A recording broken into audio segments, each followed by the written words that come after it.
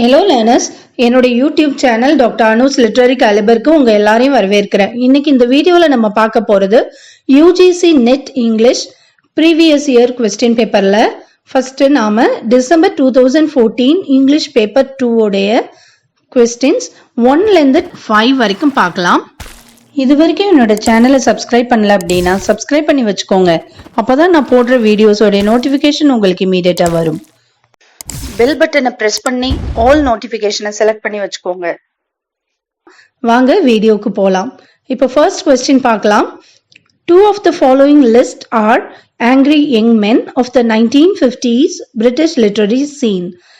இதுல options are John Osborne, C.P. Snow, Anthony Powell, Kingsley Amis. இந்த 4 ஆத்தர்ஸையும் கொடுத்திருக்காங்க. இதுக்கு ஆன்சர்ஸ் எப்படி கொடுத்துருக்காங்கன்னு பாத்தீங்கன்னா 2 ஆத்தர்ஸா சேர்த்து கொடுத்துருக்காங்க. ஸோ நம்ம ரொம்ப கேர்ஃபுல்லா இருக்கணும். இதுல ஆன்சர் பாத்தீங்கன்னா C option 1 and 4, that is John Osborne and Kingsley Amis. இவங்க 2 பேரும் தான் ஆங்கிரி யங் மென் மூவ்மெண்ட் சேர்ந்தவங்க. இதுக்கான எக்ஸ்பிளனேஷன் இப்போ நம்ம பார்க்கலாம். இந்த ஆங்கிரி யங் மென் அப்படிங்கறது யாரை குறிக்கும் அப்படின்னா 1950ஸ்ல ஆக்டிவா இருந்த ஒரு சில பிரிட்டிஷ் நாவலிஸ்ட் மற்றும் பிளே ரைட்ஸ் இவங்களை குறிக்கிறதா இருக்கு. இந்த மென் பாத்தீங்கன்னா எதை எக்ஸ்பிரஸ் பண்ணாங்க அப்படின்னா அவங்களுடைய ஸ்கான் டிஸ்அஃபெக்ஷன் எதனோட அப்படின்னு பாத்தீங்கன்னா established socio political order of their country இத குறிக்கிறதா இருந்தது. அது மட்டும் இல்ல, அவங்களுடைய இம்பேஷன்ஸ் அதாவது பொறுமையின்மை அப்படிங்கிறதும் ரிசன்மெண்ட் அப்படிங்கிறதும் ரொம்ப முக்கியமான குவாலிட்டிஸ் இந்த ஆங்கிரி யங் மென்னுடையது. இது 2 குவாலிட்டிஸும் உங்களுக்கு எதனால அரைஸ் ஆச்சு அப்படின்னு பாத்தீங்கன்னா இவங்க எதெல்லாம் upper class and middle class உடைய ஹிப்போக்ரசி அண்ட் மீடியோக்ரிட்டி அப்படின்னு நினைச்சாங்களோ அதுதான் இவங்களுக்கு இம்பேஷன்ஸ் அண்ட் ரிசன்மெண்ட் இந்த ஆங்கிரி யங் மென்னுக்கு வரதுக்கான காரணம். இந்த ஆங்கிரி யங் மென் பாத்தீங்கன்னா ரொம்ப இன்டெலெக்சுவல் பீப்புளா இருக்காங்க. இவங்க பாத்தீங்கன்னா மோஸ்ட்லி ஒர்க்கிங் கிளாஸ் பீப்புளாவோ அல்லது லோயர் மிடில் கிளாஸ் ஆரிஜினை கொண்டவங்களாவோ இருக்கிறாங்க. இவங்கள நிறைய பேர் பாத்தீங்கன்னா போஸ்ட் வார் ரெட் பிரிக் யூனிவர்சிட்டிஸ்ல படிச்சவங்களா இருக்காங்க. அதுல இன்னும் சொல்ல போனோம்னா ஒரு சிலர் ஆக்ஸ்போர்ட் யூனிவர்சிட்டியில படிச்சவங்களா கூட இருக்காங்க. இவங்களுக்கு பிரிட்டிஷ் கிளாஸ் சிஸ்டம் மேல ஒரு இர்ரெஸ்பெக்ட், அதாவது அவங்களுக்கு அவ்வளவு மதிப்பு கிடையாதுன்னு கூட சொல்லலாம். அதுக்கப்புறம் பாத்தீங்கன்னா ஆங்கிரி யங் மென் யார் யாரு இம்பார்ட்டன்ட் ரைட்டர்ஸ்னு பார்த்தோம் அப்படின்னா ஜான் வெயின், இவங்களுடைய நாவல் ஹரி ஆன் டவுன் 1953ல, அது மாதிரி லக்கி ஜிம் அப்படிங்கிற நாவல் 1954ல கிங்ஸ்லி அமிஸால எழுதப்பட்டிருக்கு. 1956ல ஜான் ஆஸ்பார்னுடைய famous play look back in anger publish ஆகுது. ஆங்கிரி யங் மேன் அப்படிங்கிற டேர்ம் எப்படி வந்ததுன்னு பாத்தீங்கன்னா இந்த லுக் பேக் இன் ஆங்கருடைய playwright 26-year-old author John ஆஸ்பார்னை பார்த்து ஒரு ராயல் கோர்ட் தியேட்டருடைய press agent angry young man அப்படின்னு அட்ரஸ் பண்ணாரு. அதுல இருந்துதான் இந்த ஆங்கிரி யங் மேன் அப்படிங்கிற டேர்ம் அவரை மட்டும் இல்லாது அவருடைய காலத்துல வாழ்ந்த மற்ற பிளே ரைட்ஸ் நாவலிஸ்ட் யார் யாரெல்லாம் இந்த கிளாஸ் டிஸ்டிங்ஷன்ஸ் பத்தி ஒரு ஆங்கர் இருக்கோ, அந்த மாதிரி யார் யாரெல்லாம் லோயர் கிளாஸ் மேனரிசம்ஸ பத்தி ஒரு ப்ரைடோட இருந்து தங்களுடைய கருத்தை தெரிவிச்சாங்களோ அவங்க எல்லாரையுமே ஆங்கிரி யங் மென் அப்படின்னு அழைக்கப்பட்டாங்க. அதுக்கப்புறம் ஆஸ்பார்னோட செகண்ட் பிளே பாத்தீங்கன்னா தி என்டர்டெய்னர். இது 1957ல பப்ளிஷ் ஆகுது. இதுல சர் லாரன்ஸ் ஆலிவர் அப்படிங்கிறவரு ஒரு லீட் ரோல பிளே பண்றாரு. இந்த ஒரு டீகேட் ஃபுல்லா, அதாவது 1950s அந்த 10 years ஃபுல்லா பாத்தீங்கன்னா ஆங்கிரி யங் மென் அப்படிங்கிறவங்க ஒரு டாமினன்ட் லிட்ரரி ஃபோர்ஸா இருந்தாங்கன்னு கூட நம்ம சொல்லலாம். இவங்களோட நாவல்ஸ் எல்லாமே ஒரு லோயர் மிடில் கிளாஸ் அல்லது ஒர்க்கிங் கிளாஸ் மேல் ப்ரோட்டகானிஸ்ட போர்ட்ரே பண்ற மாதிரி இருக்கு. அதுக்கப்புறம் இந்த மூவ்மெண்ட்டை சேர்ந்த வேற நாவலிஸ்ட்லாம் யார் யாருன்னு பாத்தீங்கன்னா ஜான் பிரெயின், இவருடைய famous work room at the top 1957ல பப்ளிஷ் ஆகுது. அப்புறம் ஆலன் செலிட்டோ, இவருடைய ஃபேமஸான work Saturday night and Sunday morning 1958. And the playwrights பார்த்தீங்கன்னா பர்ன்அவுட் காப்ஸ். இவருடைய ஃபேமஸான work the Hamlet of Stepney Green 1956ல பப்ளிஷ் ஆகுது. Arnold Wesker chicken soup with barley 1958ல பப்ளிஷ் ஆகுது. இப்போ நாம செகண்ட் கொஸ்டின் பார்க்கலாம். லாரன்ஸ் டர்னுடைய Tristram Shandy contains option A 6 volumes, option B 9 volumes, option C 10 volumes, option D 4 volumes.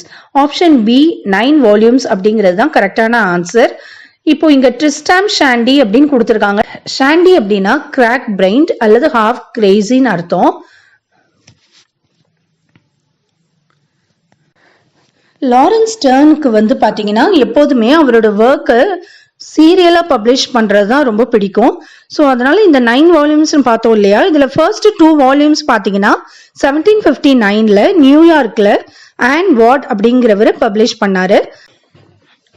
இந்த நாவல் ரொம்ப சக்சஸா இருக்கிற சூழ்நிலையில டாட்ஸ்லி, அதாவது ராபர்ட் டாட்ஸ்லி, இவர் வந்து செகண்ட் எடிஷனை இல்லஸ்ட்ரேஷன்ஸ், அதாவது இந்த பிக்சர்ஸ்லாம் இருக்கும் பாத்தீங்களா நாவல்ஸ்ல, அதோட பப்ளிஷ் பண்றாரு. இந்த இல்லஸ்ட்ரேஷன்ஸை யாரு பண்ணிருப்பாங்கன்னு பாத்தீங்கன்னா ஹாகர்த் அப்படிங்கிறவரு பண்ணிருக்காரு.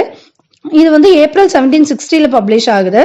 அதுக்கப்புறம் பாத்தீங்கன்னா 3rd and 4th வால்யூம்ஸ் 1761ல வருது. அதுக்கப்புறம் வால்யூம்ஸ் 5 and 6 பாத்தீங்கன்னா 1762ல வருது. அதுக்கப்புறம் வால்யூம்ஸ் 7 and 8 1765லையும், வால்யூம் 9 வந்து அதாவது லாஸ்ட் ஒன் வந்து 1767லையும் பப்ளிஷ் ஆகுது. இப்போ தேர்ட் கொஸ்டின் பார்க்கலாம். Which of the following statement is not true of Areopagitica? Areopagitica நமக்கு தெரியும், மில்டனோட ரொம்ப ஃபேமஸான ஒர்க். இங்க வந்து 4 ஸ்டேட்மெண்ட்ஸ் கொடுத்திருக்காங்க. இதுல எது வந்து ட்ரூ கிடையாதுன்னு கொடுத்திருக்காங்க. ஃபர்ஸ்ட் ஸ்டேட்மெண்ட் பாத்தீங்கன்னா it was published in 1644. Second statement, it argues for the liberty of unlicensed printing. Third one பாத்தீங்கன்னா it pleads for British privileges regarding free trade. It is a speech addressed to the Parliament of England ங்கிறது fourth option. இதுல C தான் கரெக்டான answer. இப்போ எரியோபெஜிடிகா பத்தி நம்ம டீடைல்டா பார்க்கலாம். எரியோபெஜிடிகாவுடைய full title பாத்தீங்கன்னா எரியோபெஜிடிகா a speech of Mr. John Milton for the liberty of unlicensed printing to the Parliament of England அப்படிங்கிறது ஒரு pamphlet. இதை எழுதினது யாருன்னு பாத்தீங்கன்னா ஜான் மில்டன். எந்த வருஷம் பப்ளிஷ் ஆகுது அப்படின்னு பாத்தீங்கன்னா 1644. எதுக்காக அப்படின்னு பாத்தீங்கன்னா to protest an order issued by Parliament the previous year requiring government approval and licensing of all published books.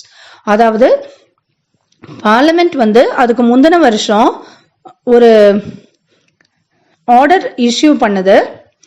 என்ன அப்படின்னு பாத்தீங்கன்னா எல்லா பப்ளிஷ்டு புக்ஸுக்கும் கவர்மெண்ட் அப்ரூவல், லைசன்சிங் இது ரெண்டுமே வேணும் அப்படின்னு சொல்லி ஒரு ஆர்டர் பார்லிமெண்ட் இஷ்யூ பண்ணது. அதை எதிர்த்து இந்த எரியோபெஜிடிகா அப்படிங்கிற பேம்ப்ளெட் வருது.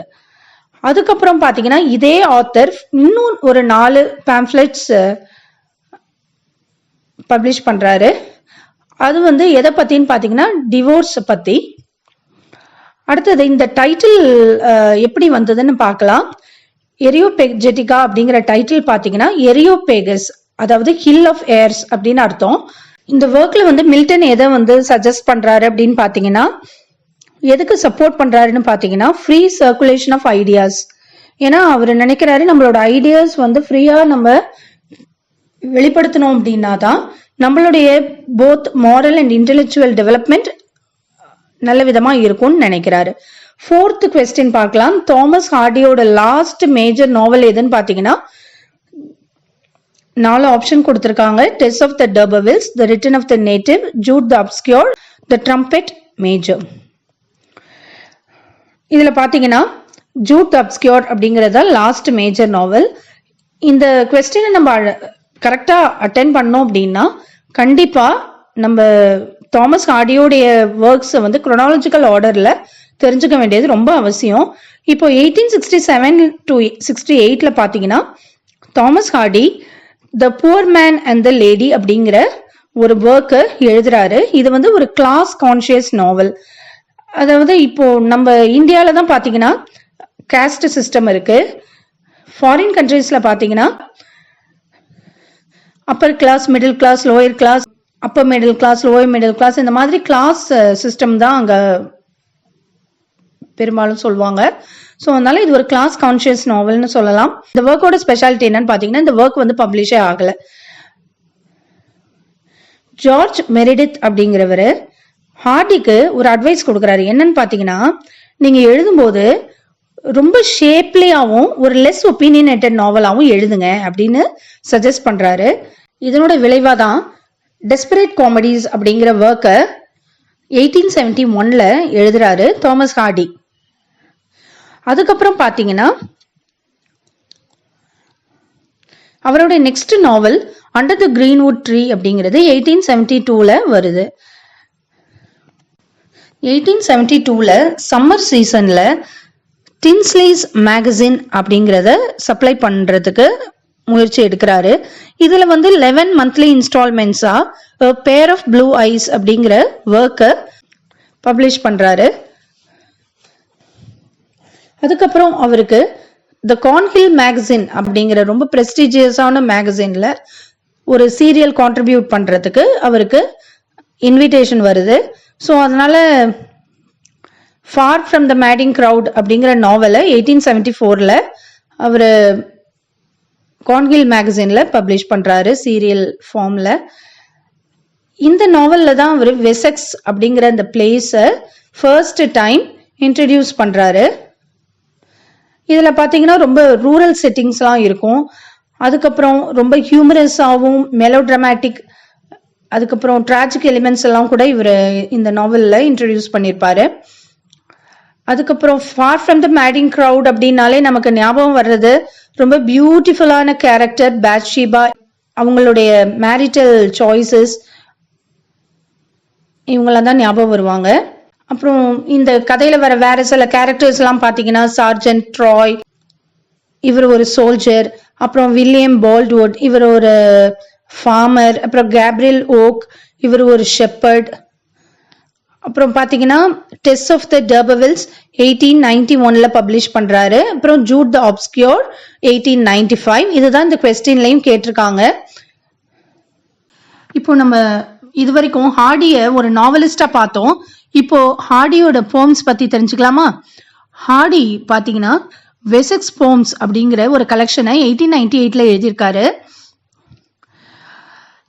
இவருடைய மற்ற சில ஒர்க்ஸ் பாத்தீங்கன்னா poems of the past and the present 1901 publish ஆகுது. இதுல பாத்தீங்கன்னா ஃபார் எக்ஸாம்பிள் 11 வார் போம்ஸ் வந்து இந்த சவுத் ஆப்பிரிக்கன் வார்னால ப்ராம்ப்ட் ஆகி இவர் எழுதியிருக்காரு. For example drummer Hodge, the souls of the slain. அதுக்கப்புறம் இன்னும் கொஞ்சம் philosophical poems, for example the mother mourns, அப்புறம் the subalterns to an unborn pauper child, இந்த மாதிரி போம்ஸ்லாம் அதில் அடங்கும். டைம்ஸ் லாஃபிங் ஸ்டாக்ஸ் அப்படிங்கிற ஒர்க்ல பார்த்தீங்கன்னா 1901 பப்ளிஷ் ஆயிருக்கு. இதுல வந்து இந்த போயம்ஸ் எல்லாம் வேற வேற ஹெட்டிங்ஸ்ல இவர் அரேஞ்ச் பண்ணியிருக்காரு. நெக்ஸ்டா பாத்தீங்கன்னா ரொம்ப முக்கியமான ஒரு விஷயம், த டைனஸ்ட் அப்படிங்கிற போய்டிக் டிராமாவை 1903, 1905, 1908 3 வால்யூம்ஸா பப்ளிஷ் பண்றாரு. இதனோட ஸ்பெஷாலிட்டி என்னன்னு பாத்தீங்கன்னா பிளாங்க் வேர்ஸ்ல இதை எழுதியிருக்காரு. அதுக்கப்புறம் இதனுடைய சப்டைட்டில் பாத்தீங்கன்னா and epic drama of the war with Napoleon அப்படின்னு எழுதியிருக்காரு. நெக்ஸ்ட் 5th கொஸ்டின் பார்க்கலாம். The hind and the panther transversed to the story of the country mouse and the city mouse is a satire on. இங்க 4 authors கொடுத்திருக்காங்க. யார் யாருன்னு பாத்தீங்கன்னா Alexander Pope, Jonathan Swift, John Dryden, Samuel Butler. The correct answer is John Dryden. So Hint and the Panther transfers to the story of the country mouse and the city mouse. இது யாரு எழுதுனான்னு பாத்தீங்கன்னா Matthew prior and Charles Montagu. இது வந்து பாத்தீங்கன்னா ஒரு attack, even ரிப்ளைன்னு கூட சொல்லலாம். யாருடைய ஒர்க்குன்னு பாத்தீங்கன்னா ட்ரைடனோட ஃபேமஸ் போம் த ஹிண்ட் அண்ட் த பேந்தருக்கு. இந்த பேம்ப்ளெட் பாத்தீங்கன்னா எதை ரெடிகூல் பண்ணுது அப்படின்னாக்கா அனிமல்ஸ் எல்லாமே எப்படி தியாலஜி, அதாவது காட் பத்தி பேசுறது, ரிலிஜன் பத்தி அவங்க அனிமல்ஸ் எப்படி டிபேட் பண்ணுவாங்க அப்படிங்கறத வந்து ரிடிக்யூல் பண்ணிருக்கு இந்த ஒர்க். ஜான் ட்ரைடனோட த ஹிண்ட் அண்ட் த பேந்தரை பத்தி பார்க்கலாம். இதனுடைய ஃபுல் டைட்டில் பாத்தீங்கன்னா the hind and the panther a poem in 3 parts. இதுதான் ட்ரைடனுடைய லாங்கஸ்ட் போம் கூட. இது வந்து ஒரு பீஸ்ட் ஃபேபிள். பீஸ்ட் அப்படின்னா இப்ப ஜார்ஜ் ஆர்வெலுடைய அனிமல் ஃபார்ம்லாம் எப்படி இருக்கு?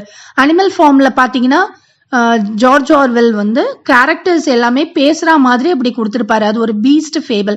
அத மாதிரி தான் இதுவும் 1687ல பப்ளிஷ் ஆன ஒரு பீஸ்ட் ஃபேபிள்.